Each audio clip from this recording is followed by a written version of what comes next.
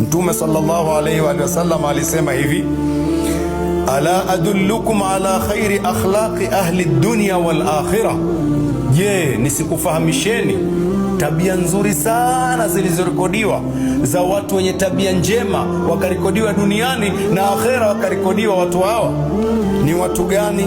Wenye sifa hizi: antasila man qata'ak, ni kumuunga yule aliyekukata hataki tena mahusiano na wewe.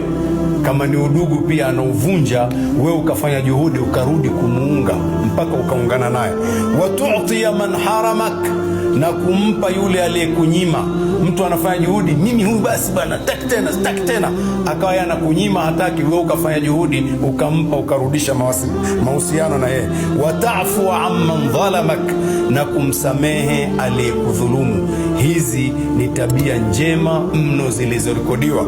Wamesifiwa watu wa namna hii duniani na akhera.